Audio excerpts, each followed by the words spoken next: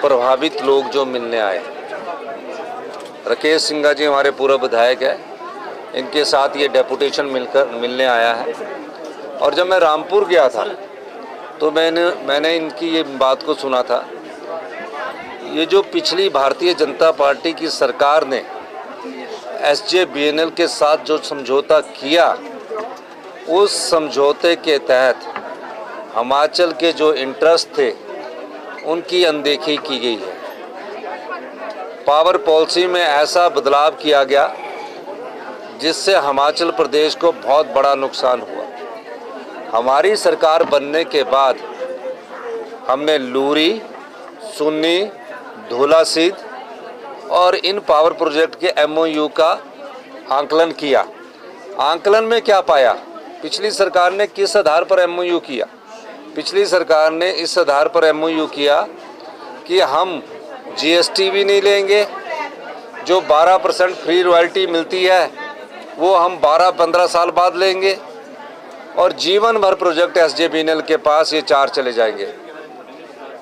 हमारी सरकार बनने के बाद मैंने उसको ऑब्जेक्ट किया, और पिछले दिनों मनोहर लाल खट्टर जी से जब मेरी मुलाकात हुई, मैंने उन्हें स्पष्ट तौर पर कह दिया कि अगर 12, 18, 30 और 40 साल बाद हिमाचल के लोगों को ये प्रोजेक्ट नहीं मिलता तो हम इस MOU को आगे लागू नहीं करेंगे।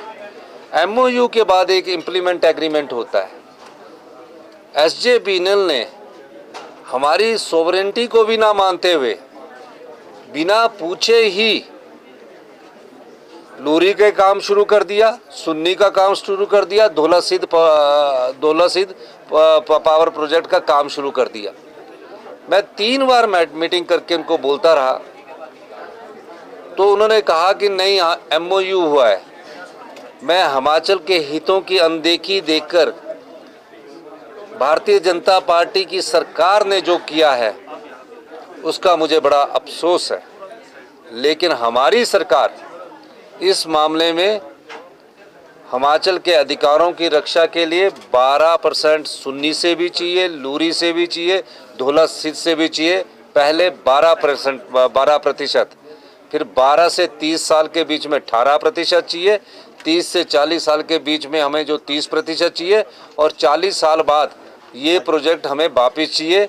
लेकिन ये प्रोजेक्ट उनको ज़िंदगी भर SJVNL को ये दे दिया गया, चाहे वो धौलासीद है, चाहे डूगर की बात है। मैंने मनोहर लाल खट्टर जी से भी बात की और मैंने उन्हें स्पष्ट कहा कि अगर हमें इस आधार पर आप हमारे साथ MOU द्वारा करने को तैयार है तो हम रेडी है, वरना इन तीनों प्रोजेक्ट को हमारी सरकार टेक ओवर करेगी। ये जो समस्याएं आई है लूरी के लोगों के साथ, इनकी समस्याओं का समाधान नहीं किया गया है, न लाडा दिया गया है।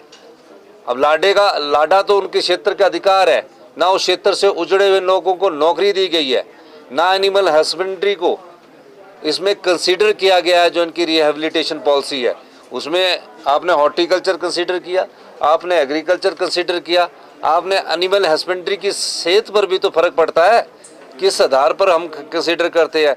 और जो इनको बेचारों को कंपनसेशन है वो अभी हमने पूरी तरह दिया नहीं है।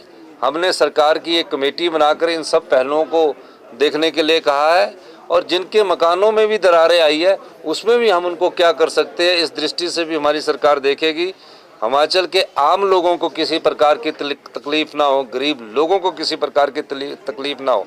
फ़ायदा कमाए बड़ी कंपनियां, आम लोग सफ़र करें, तो इस चीज़ को हिमाचल प्रदेश की सरकार सहन नहीं करेगी। इसलिए हमने आज सिंघा जी के डेपुटेशन को ये आश्वासन दिया है। मैं कहना चाहता हूँ,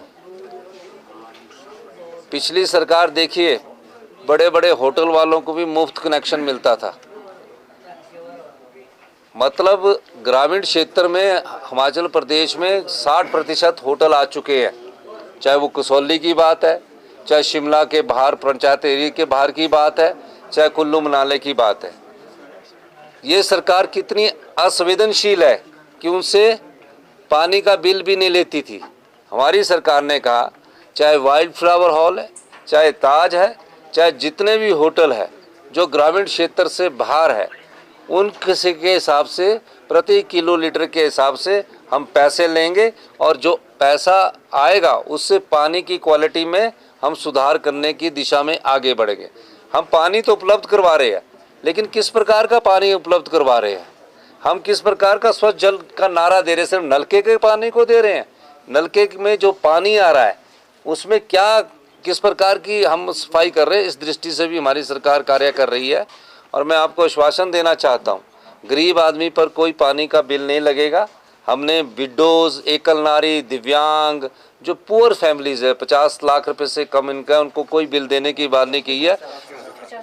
50,000 से कम उनको आय है, उनको कोई बिल देने की बात नहीं की है। जितने भी हमारे इनकम टैक्स पे है उन सब को हमने कहा है कि आपको बिल देना चाहिए, क्योंकि 1-1 लाख पे है, 50-50 हज़ार पे है। अगर वो 100 रुपया ग्रामीण क्षेत्र में हमने फिक्स किया, ग्रामीण क्षेत्र में हमने सिर्फ पानी का 100 रुपया फिक्स किया, कितना यूज किया वो नहीं फिक्स किया। लेकिन होटल के मामले में हमने ये फिक्स किया कि जितना किलो लीटर के हिसाब से यूज करेंगे। करोड़ों रुपए की उनकी टर्नओवर है, करोड़ों रुपए की जीएसटी है। तो सरकार के पैसा जो है वो सरकार का पैसा नहीं होता, जनता का पैसा होता है। तो इस दृष्टि से भी हमारी सरकार ने ये कार्य किया। हम चाहेंगे कि आप सब लोग पत्रकार बंधु भी हमारा सहयोग करें। धन्यवाद। रेस्क्यू ऑपरेशन, अभी मैंने कहा कि हमारे संस्कृति ऐसी है जिसमें कि अंतिम संस्कार के लिए अगर कुछ उनको कोई डेड बॉडी मिल जाती तो एक आशा परिवार में होती है। हमारी संस्कृति ऐसी है। और टोटल कितनी बॉडीज मिल पाई है? अभी तक कितने लोग मिल पाए, डेड बॉडीज कितनी मिल पाई है? अभी मेरे ख्याल 33 के करीब लापता है। और अभी 15 सितंबर तक हम अलर्ट ही है। सर, कोई विशेषज्ञों की